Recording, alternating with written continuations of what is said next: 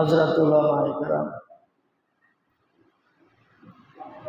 মুআজ্জাজাত মুসল্লাত মুসল্লিয়ান কেরাম, মহান আল্লাহ তাআলার দরবারে শুকরিয়া আদায় করি, যিনি সপ্তাহের শ্রেষ্ঠ দিন জুমাবার তার হুকুম জুমার নামাজ আদায় করার জন্য আমাদেরকে মসজিদে আসার বসার, কিছু কথা বলার এবং শোনার তৌফিক দান করেছেন। এই জন্য মনিবের দরবারে শুকরিয়া আদায় করি সকলে আলহামদুলিল্লাহ। সম্মানিত হাজিরিন, গত জুমায় আলোচনা করছিলাম আল্লাহ তাআলার গুরুত্বপূর্ণ হুকুম, যে হুকুমটাকে ইসলামের পাঁচ বেনার একটা বেনা বলা হয়। কালেমা, নামাজ, রোজা, হজ, যাকাত। ইসলামের এই পাঁচটা রোকন বা পাঁচটা বেনার অন্যতম রোকন বা বেনা হল আল্লাহ তাআলা যাকে সামর্থ্য দিয়েছেন কাবা শরীফ পর্যন্ত পৌঁছার যার সক্ষমতা আছে, ক্ষমতা আছে, আল্লাহ তাআলা সন্তুষ্টির উদ্দেশ্যে যেন সে হজ করে। এটা হচ্ছে আল্লাহ তাআলার পক্ষ থেকে সামর্থ্যবান ব্যক্তির উপর ফরজ করে দেওয়া একটা হুকুম। মুহাম্মদুর রাসূলুল্লাহ সাল্লাল্লাহু আলাইহি ওয়াসাল্লাম বলেছেন, যার হজ করার সামর্থ্য আছে কিন্তু কোন প্রকার প্রতিবন্ধকতা, কোন প্রকার বাধা না থাকা সত্ত্বেও যদি সেই ব্যক্তি মারা যায়, আল্লাহ রাসূল বলেন তার ব্যাপারে আমার কোনো দায়িত্ব নেই। সেই ইহুদি অবস্থায় মারা যাক বা খ্রিস্টান অবস্থায় মারা যাক, তার ব্যাপারে আমার কোনো জিম্মাদারি নেই, আমার কোনো দায়িত্ব নেই। অর্থাৎ সে আমার উম্মতের অন্তর্ভুক্ত হইয়া মারা যাবে না।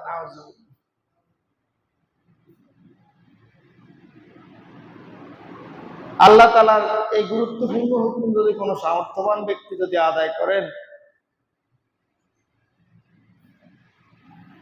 তাহলে পরস্পরান্তরিত যে গুনাহ, এই গুনাহ থেকে তিনি রক্ষা পাবেন। পাশাপাশি যিনি হজের নিয়ত করেন, হজ করার উদ্দেশ্যে বাইতুল্লাহ শরীফ পর্যন্ত যান, এই হজ করার জন্য তিনি যতগুলা কাজ করেন, যতগুলা আমল করেন, প্রত্যেকটা আমলের বদৌলতে আল্লাহ তাআলা তার অগণিত গুনাহকে মাফ করিয়া দেন এবং অফুরন্ত সওয়াবের অধিকারী বানাই। গত জুমায় আলোচনা করেছিলাম, যেই ঘরটাকে কেন্দ্র করিয়া আল্লাহর বান্দারা হজকে সম্পন্ন করেন, হজ করে থাকেন, এটা এই দুনিয়ার মধ্যে একমাত্র ঘর, যেই ঘরের দিকে তাকাইলেও বান্দার কি হবে? সওয়াব হবে। যেই ঘরের দিকে শুধুমাত্র চোখ দিয়ে তাকানোটাই আবার কোনো কাজ করলো না, শুধুমাত্র যাইয়া সেখানে কাবা শরীফের দিকে চোখ দিয়ে তাকাইলো, ওই তাকানোর সাথে সাথে আল্লাহ রাব্বুল আলামিন তার আমলনামার মধ্যে সওয়াব লিখে দেবে। গত জুমায় এটা সম্পর্কে আমি আলোচনা করেছিলাম। আল্লাহর যে সমস্ত বান্দারা হজ করেছেন বা হজ করবেন বা যারা এই বছর হজ করতে যাচ্ছেন, সকল হাজী সাহেবদের গুরুত্বপূর্ণ কিছু কাজ আছে। মিকাত থেকে হেরাম বান্ধার পর আনুষ্ঠানিকভাবে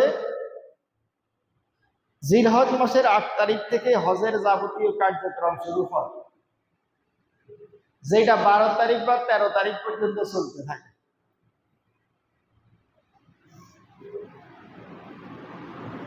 এ আল্লাহর যে বান্দা হজের নিয়ত করেন, হজ করতে যাইয়া সাধারণত ১১টা বা ১২টা কাজ করে থাকেন এই ৩ দিন বা ৪ দিন। যেই কাজ দিয়ে হজটা শুরু হয়, যেটা দিয়ে তিনি হজের নিয়ত করেন, ফেকার ভাষায় সেটাকে বলা হয় এহরাম। কি বলা হয়? এহরাম বলা হয়। এহরাম বাঁধার মধ্য দিয়ে একজন হাজী সাহেবের হজের কার্যক্রম শুরু হয়।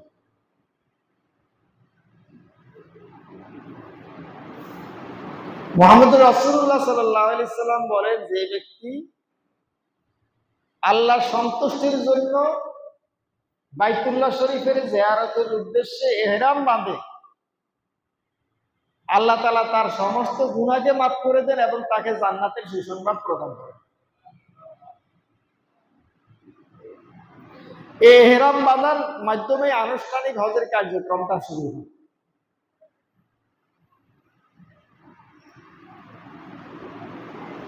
একজন হজ ইচ্ছুক ব্যক্তি মিকাত থেকে যখন ইহরাম বাঁধবেন, আমরা সাধারণত মিকাত বুঝি না, আমাদের সাধারণ মানুষরা মিকাত বুঝেন না। যারা হজ করতে যান, নির্দিষ্ট একটা কাফেলার সহিত হজ করতে যান তারা, এবং তাদের সাথে মুআল্লিম থাকে। মুআল্লিম যা যা করেন, যা যা বলেন, তারা তাইটাই করে।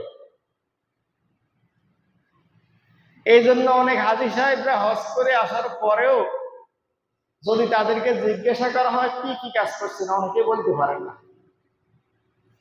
কারণ হজের যাবতীয় কার্যক্রম সম্পাদনের ক্ষেত্রে তাদের একজন মুআল্লিম ছিলেন, একজন শিক্ষক ছিলেন। উনি ঠিক যেভাবে চালাইছেন, যা যা করতে বলেছেন তাইটাই করে থাকেন। উনি জানুক বা না জানুক, মুআল্লিম যেভাবে বলছেন এইভাবে করলেই তার সওয়াব। সুবহানাল্লাহ। তো সাধারণত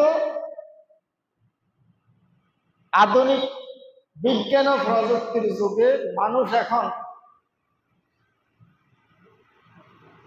আকাশ পথেই হজের উদ্দেশ্যে যায়। একসময় মানুষ পানি পথে, জল পথে যাইত। সেই সময় আমাদের এই অঞ্চলের যারা হজ করতে যাইতেন তাদের মিকাত ছিল ইয়ালামলাম পাহাড়। ইয়ালামলাম পাহাড় দেখলে বা ওই পর্যন্ত পৌঁছতে হাজী সাহেবদেরকে হজের জন্য ইহরাম বাঁধা লাগবে।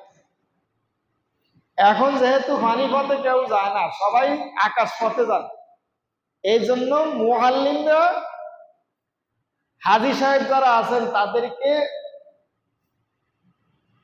এয়ারপোর্টে ঢোকার পরে তাদেরকে কি করেন, ইহরাম বাঁধার জন্য তাকিদ দেন। তারাই এয়ারপোর্টে ইহরাম বাঁধে।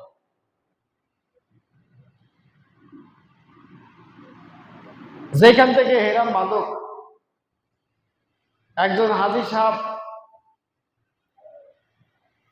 ইহরাম বাঁধার পর তার যে কার্যক্রমটা শুরু হয়, তার জন্য সবচেয়ে বেশি বেশি যে আমলটা একজন হাজী সাহেবের জন্য, সেটা হচ্ছে তালবিয়া পাঠ করা। কি পাঠ করা? লাব্বাইক আল্লাহুম্মা লাব্বাইক লাব্বাইক লা শারীকা লাক লাব্বাইক ইন্নাল হামদা ওয়ান নি'মাতা লাক। এই শেষ পর্যন্ত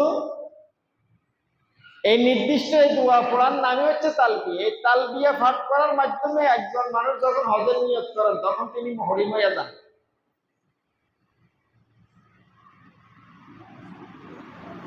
তখন তার উপর সকল গুনাহের কাজ তো অবশ্যই হারাম, আবার যেই কাজগুলো ইতিপূর্বে তার জন্য করাটা জায়েজ ছিল, ইহরাম বাঁধার সাথে সাথে এরকম অনেকগুলা জায়েজ কাজও তার জন্য হারাম হয়ে যাবে। যে জায়েজ কাজগুলো করলে তার ইহরামটা কি হয়ে যাবে, নষ্ট হয়ে যাবে। সে হজ করলে, হজের কার্যক্রম পরিচালনা করলে তার হজ হবে না। ইহরাম বাঁধার সাথে নির্দিষ্ট কিছু কাজ থেকে তাকে বাঁচিয়ে থাকা লাগে। ইহরাম বাঁধার পর নির্ধারিত আমলগুলোর পাশাপাশি তাকে হরহামেশা যে আমলটা বেশি বেশি পাঠ করতে হয়, সেটা হচ্ছে তালবিয়া পাঠ করা। লাব্বাইক আল্লাহুম্মা লাব্বাইক, এইটা পাঠ করা। যখন তিনি ঘুম থেকে উঠবেন, ঘুম থেকে উঠার পর জাগ্রত হওয়ার পর যে নির্দিষ্ট দোয়াটা, এই দোয়া পাঠ করার পরে তিনি তালবিয়া পাঠ করবেন। ইহরাম বাঁধা অবস্থায় যখন কারোর সাথে তার দেখা হলো, সালাম বিনিময় করার পরে তারপরে কি করবেন, তালবিয়া পাঠ করবেন। কোনো গাড়িতে উঠলেন, গাড়িতে উঠার সময় তালবিয়া পাঠ করবেন। গাড়ি থেকে নামার সময় তালবিয়া পাঠ করবে, নামাজ পড়ছে, নামাজ শেষ করার সাথে সাথে তালবিয়া পাঠ করবে। এটা হচ্ছে তার নিয়মিত একটা আমল, যেটা চলতে থাকতো ইহরাম বাঁধার পর থেকে শুরু করিয়া একবারে 10 তারিখ জামরায় কঙ্কর নিক্ষেপ করে রাখতে পর্যন্ত, যেটাকে আমরা শয়তানকে ভাতর মারা বলি। এই তালবিয়া পাঠটাই নিয়মিত আমল হিসেবে থাকতো, যেটা তারা অপরন্ত সওয়াব।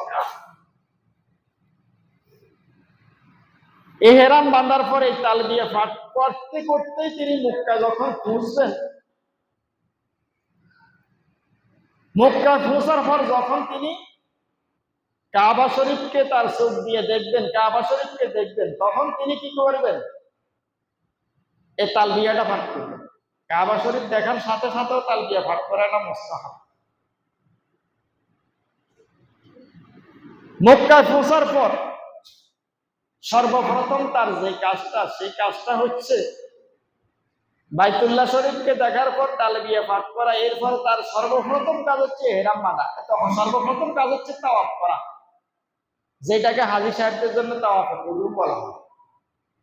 আমাদের দেশ থেকে এখন যে সমস্ত হাজী সাহেবরা যান, তারা সাধারণত হজে তামাত্তু করে থাকেন। এই জন্য তারা যখন এইখান থেকে যান, প্রথমত তারা উমরার জন্য ইহরাম বাঁধেন। এই জন্য তারা মক্কা ফুসিয়ে প্রথমত উমরা করেন, উমরা করে এরপর হালাল হয়ে যান। এই জন্য যারা দেশের থেকে ইহরাম বাঁধিয়া উমরার জন্য ইহরাম বাঁধিয়া যান, তাদের সর্বপ্রথম কাজ হচ্ছে উমরার কাজ সম্পন্ন করা। যারা মক্কা মুকাররমায় গেছেন বিভিন্ন কারণে, ব্যবসায়িক কারণে বা চাকরি বাকরির উদ্দেশ্যে, তারা উমরা করছেন। উমরার সাধারণত দুইটা কাজের নামে হচ্ছে উমরা। কয়টা কাজ?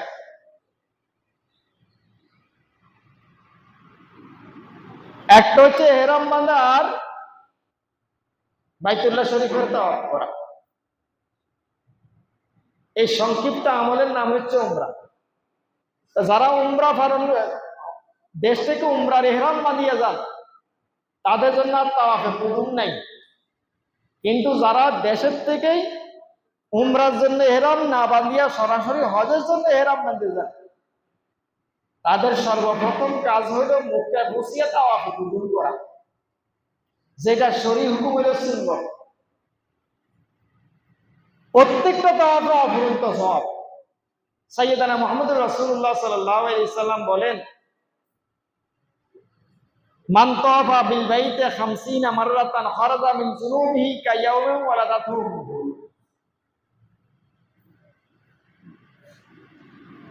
রাসূল সাল্লাল্লাহু আলাইহি ওয়াসাল্লাম বলেন, যে ব্যক্তি বাইতুল্লাহ শরীফের 50 বার তাওয়াফ করবে, হজেরও নিয়ত করে নাই, উমরারও নিয়ত করে নাই, অর্থাৎ সে ইহরামও বাঁধে নাই, শুধুমাত্র সে কি করলো? তাওয়াফ করলো। রাসূল সাল্লাল্লাহু আলাইহি ওয়াসাল্লাম বলেন, যে ব্যক্তি হজ এবং উমরা ছাড়াও বাইতুল্লাহ শরীফের তাওয়াফ করবে, এরকম যদি কোনো ব্যক্তি যদি 50 বার তাওয়াফ করে, আল্লাহ রাব্বুল আলামিন 14 জন্মগ্রহণ করা শিশুর মতো তাকে নিঃস্ব বানিয়ে দেবে। এটা হচ্ছে বাইতুল্লাহ শরীফের তাওয়াফ করার ফজিলত। আর এমনি যদি কেউ তাওয়াফ করেন, 50 বার না তাওয়াফ না করি এমনি তাওয়াফ করেন, তাহলেও সওয়াব। মুহাম্মদুর রাসূলুল্লাহ সাল্লাল্লাহু আলাইহি ওয়াসাল্লাম বলেন, যে ব্যক্তি বাইতুল্লাহ শরীফের তাওয়াফ করবে, তার প্রত্যেক কদম উঠানো এবং নামানোর সময় আল্লাহ রাব্বুল আলামিন প্রত্যেক কদমে একটা গুনাহকে মাফ করে দেন এবং একটা সওয়াব তার আমলনামায় মধ্যে লিখে দেন। প্রত্যেক কদমে লাভ, গুনাহও মাফ হবে, আবার তার আমলনামা সওয়াবও লেখা হবে।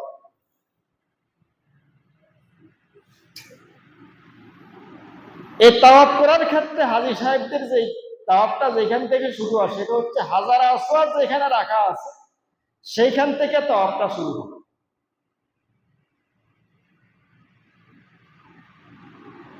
এই হাজার আসওয়াদের পাশাপাশি আরেকটা পাথর আছে, যেটাকে রুকনে ইয়ামানি বলা হয়। এই তাওয়াফ করতে যাই হাজী সাহেবরা এই 2টা পাথরকে স্পর্শ করেন বা চুম্বন করেন। স্পর্শ করুক বা চুম্বন করুক, যেই প্রক্রিয়া অবলম্বন করুক, রাসূল সাল্লাল্লাহু আলাইহি সাল্লাম বলেন মাসুল হাজারে রুকনুল ইয়ামানি ইয়াহুত্তুল খাতায়া, হাজার অসদকে স্পর্শ করে এবং রুকনুল ইয়ামানিকে স্পর্শ করার দ্বারা আল্লাহ তাআলা বান্দার গুনাহকে মাফ করিয়ে দেন।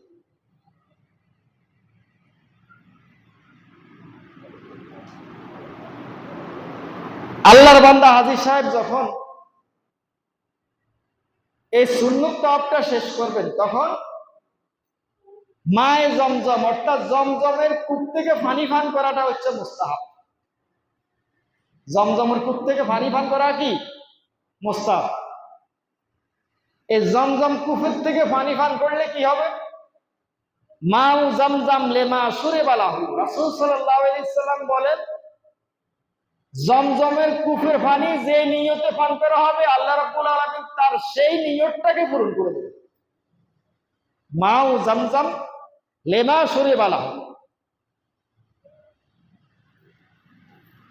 এই জমজম কূপের থেকে পানি পান করার পর এরপরে হাজী সাহেব যে কাজটা করেন বা করে থাকেন বা করবেন, সেটা হচ্ছে মাকামে ইব্রাহিমের মধ্যে 2 রাকাত নামাজ আদায় করা, যেটা সুন্নত। আর মাকামে ইব্রাহিমের মধ্যে যদি কেউ জায়গা না পায়, তাহলে বাইতুল্লাহ শরীফের যে কোনো জায়গা বা হারাম শরীফের যে কোনো জায়গায় 2 রাকাত নামাজ আদায় করা সুন্নত। এই 2 রাকাত নামাজ আদায় করলে যে লাভ হবে, রাসূলুল্লাহ বলেন মান তাওয়াফা বিল বাইতি ওয়া সাল্লা রাকাতাইন কানা কা'ইদতি রাকাবাতি। রাসূল সাল্লাল্লাহু আলাইহি সাল্লাম বলেন যে ব্যক্তি বাইতুল্লাহ শরীফের তাওয়াফ করবে, তাওয়াফ করার পর মাকামে ইব্রাহিম বা বাইতুল্লাহ শরীফের যে কোনো জায়গায় 2 রাকাত নামাজ আদায় করবে, আল্লাহ রাব্বুল আলামিন তার আমলনামায় একটা গোলাম আজাদ করা সওয়াব লিখে দেবেন। এই মাকামে ইব্রাহিমের 2 রাকাত নামাজ আদায় করার পরে এরপরে হাজী সাহেব যে কাজটা করবেন সেটা হচ্ছে সাফা মারওয়া পাহাড় সাই করা, যেটা প্রত্যেক হাজী সাহেবের উপর ওয়াজিব। সাফা মারওয়া পাহাড় সাই বা 2 পাহাড়ের মাঝখানে কি করা? দৌড়াদৌড়ি করা। এই সাফা মারওয়া পাহাড় সাই 2 পাহাড়ের মাঝে দৌড়াদৌড়ি করলে বা সাই করলে যেটা হাজী সাহেবের জন্য ওয়াজিব, কি লাভ হবে? ক্বালা রাসূলুল্লাহ সাল্লাল্লাহু আলাইহি সাল্লাম ওয়া আম্মা তাওয়াফুকা বিস-সাফা ওয়াল মারওয়া, আল্লাহ রাসূল বলেন তোমার সাফা এবং মারওয়া পাহাড়ের তাওয়াফ করা বা প্রদক্ষিণ করার সওয়াব হচ্ছে কা'ইদতি 70 রাকাবা, 70টা গোলাম আজাদ করে দিলে যে সওয়াব হবে সেই সওয়াব।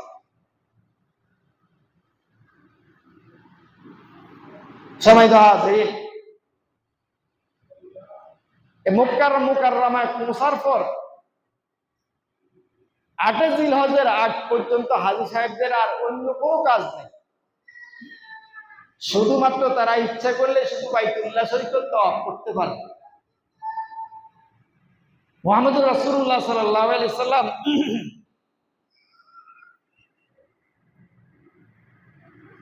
বাইতুল্লাহ শরীফের 3 বার উমরা করেছেন। কয়বার? 3 বছরে 3 বার উমরা করছেন, 3 সফরে 3 বার, 1 সফরে 3 বার। আমাদের অনেক ভাই আছেন এরকম বলে থাকেন যে আমি এতবার মক্কা যাইয়া এতবার উমরা করছি। রাসূল সাল্লাল্লাহু আলাইহি সাল্লামের সুন্নাত যেটা, রাসূল সাল্লাল্লাহু আলাইহি সাল্লাম 3 সফরে 3 বার উমরা করতেন, 1 সফরে একাধিক উমরা করেন। এজন্য উলামায়ে কেরাম বলেন 1 সফরে একাধিক উমরা করাটাও বেদাত। 1 সফরে উমরা কয়বার হবে? একবার। 1 সফরে একবার উমরা করাটাই সুন্নাত। আপনি উমরা করার জন্য গেছেন বা হজ করার জন্য গেছেন, এই 1 সফরে যাইয়া একাধিক উমরা করাটা বেদাত হবে। তাইলে কি করবেন? ওইখানে থাকা অবস্থায় যত ইচ্ছা তত তাওয়াফ করা যাবে, কারণ প্রত্যেক তাওয়াফের মধ্যে সওয়াব আছে কি নেই? আমি আগে বলছি, রাসূল সাল্লাল্লাহু আলাইহি সাল্লাম বলেন আল্লাহর যে বান্দা কাবা শরীফের তাওয়াফ করে সেই বান্দার প্রত্যেক কদমে আল্লাহ তাআলা একটা গুনাহকে মাফ করে দেন এবং তার আমলনামায় একটা সওয়াব তুলে দেন। এজন্য 8 জিলহজের আগ পর্যন্ত যারা ওইখানে অবস্থান করবেন তাদের মূল দায়িত্ব হচ্ছে ফরজ নামাজ আদায় করার পাশাপাশি বাইতুল্লাহ শরীফের বেশি বেশি তাওয়াফ করা, উমরা করা। উমরা হবে কয়বার? একবার। 8 তারিখ যখন চলে আসবে, 8 তারিখ দিবাগত রাত্রে হাজী সাহেবদের জন্য মেনায় অবস্থান করাটা সুন্নত, যেটাকে উকুফে মেনা বলা হয়। 9 তারিখে আরাফাত ময়দানে অবস্থান করাটা হচ্ছে ফরজ। 9 তারিখ সূর্য ডুবে যাওয়ার পর মুজদালিফা ময়দানে অবস্থান করাটা হচ্ছে ওয়াজিব। قال عليه الصلاة والسلام إن الله غفر لأهل عرفات وعلى معشر। রাসূল সাল্লাল্লাহু আলাইহি সাল্লাম বলেন, আরাফাত ময়দানে এই ফরজ অবস্থান এবং মুজদালিফা ময়দানে এই ওয়াজিব অবস্থান করলে আল্লাহ রাব্বুল আলামিন আরাফাত ময়দানে অবস্থানকারী এবং মুজদালিফা ময়দানে অবস্থানকারী সমস্ত গুনাহকে মাফ করে দেন। অন্য কোনো কাজ নাই, শুধুমাত্র সেখানে পৌঁছা।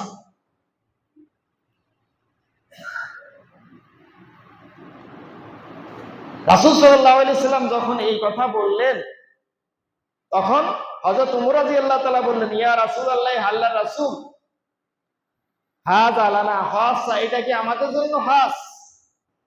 আরাফাত ময়দানে অবস্থানকারী সমস্ত গুনাহকে মাফ করা হবে, মুজদালিফা ময়দানে অবস্থানকারী সমস্ত গুনাহকে মাফ করা হবে, এটা কি আমাদের জন্য খাস? ক্বালা হাযা লাকুম ওয়া লিমান আতা বা'দাকুম ইলা ইয়াউমিল কিয়ামাহ। রাসূল সাল্লাল্লাহু আলাইহি সাল্লাম বলেন, এটা তোমাদের জন্য এবং কিয়ামত পর্যন্ত যত মানুষ এখানে আসবে সমস্ত মানুষের জন্য। সুবহানাল্লাহ।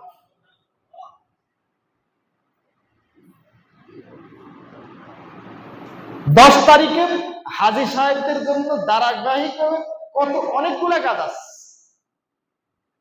10 তারিখ যখন সূর্য উপরে উঠে যাবে তখন হাজী সাহেবরা মুজদালিফা ময়দান থেকে মেনায় চলে যাবে। মেনা যাইয়েই সর্বপ্রথম হাজী সাহেবদের কাজ হচ্ছে জামরাতুল আকাবা কঙ্কর নিক্ষেপ করা, যেটাকে সাধারণ মানুষ বলে থাকে বড় শয়তানকে পাথর মারা। এই হাজী সাহেবদের সর্বপ্রথম মেনায় যাইয়েই সর্বপ্রথম কাজটা হইল জামরাতুল আকাবা বা বড় শয়তানকে পাথর মারা, কঙ্কর নিক্ষেপ করা। এই 7টা কঙ্কর নিক্ষেপ করা ওয়াজিব। এই 10 তারিখ থেকে কঙ্কর নিক্ষেপ শুরু হবে। 12 তারিখ পর্যন্ত হাজী সাহেবরা সর্বমোট 49টা কঙ্কর নিক্ষেপ করবেন। এই 49টা কঙ্কর নিক্ষেপ করা ওয়াজিব। সর্বপ্রথম যে কঙ্কর নিক্ষেপটা করবেন, এই কঙ্কর নিক্ষেপ করার সাথে সাথে হাজী সাহেবদের যে ধারাবাহিক আমলটা ছিল তালবিয়া পাঠ করা, লব্বাইক আল্লাহুম্মা লব্বাইক, এই তালবিয়া পাঠ বন্ধ হয়ে যাবে। এখন প্রত্যেক কঙ্কর নিক্ষেপের সাথে সাথে হাজী সাহেবরা আল্লাহু আকবার বলিয়া কঙ্কর নিক্ষেপ করবে। এই কঙ্কর নিক্ষেপের ক্ষেত্রে অপরন্ত সওয়াব। ক্বালা রাসূলুল্লাহ সাল্লাল্লাহু আলাইহি সাল্লাম বলেন, ক্বালা রাসূলুল্লাহ সাল্লাল্লাহু আলাইহি সাল্লাম, রাসূল সাল্লাল্লাহু আলাইহি সাল্লাম বলেন, ওয়া ইম্মা রামিয়ুকাল জিমার ফালাকা বিকুল্লি হুসাতিন রামাইতাহা ফাকুফিরা কাবীরাতাম মিনাল মুবিকাত।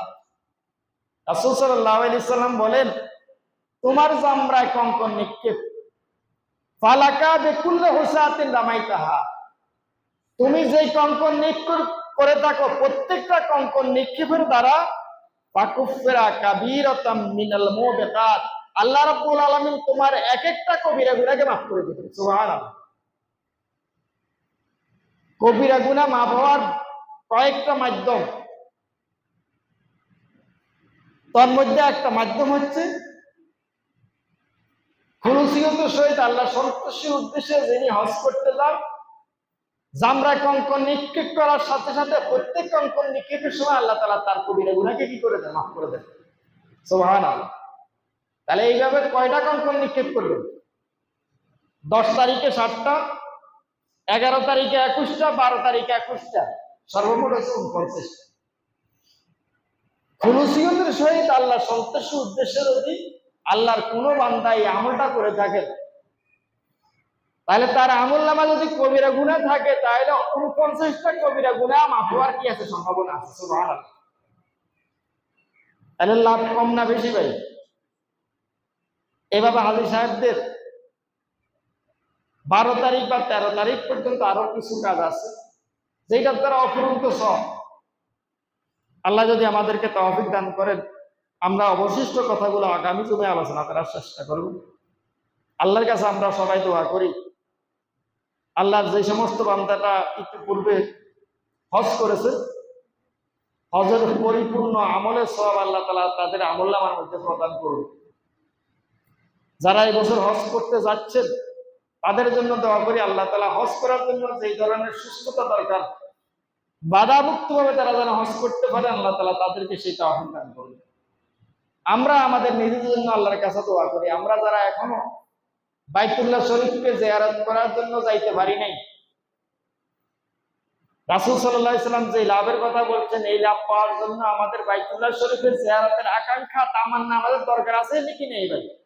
এজন্য আমরা আল্লাহর কাছে দোয়া করি, আল্লাহ তাআলা আমাদের সবাইকে বাইতুল্লাহ শরীফ জিয়ারত করার জন্য যে সামর্থ্য এবং যে সুস্থতা দরকার, আল্লাহ তাআলা যেন সেই সামর্থ্য ও সুস্থতা আমাদের সবাইকে দান করেন। আমিন। ওয়া আখিরু দাওয়ানা আলহামদুলিল্লাহি রাব্বিল আলামিন। তারা সুন্নাত আদায় করতে পারে আদায় করে।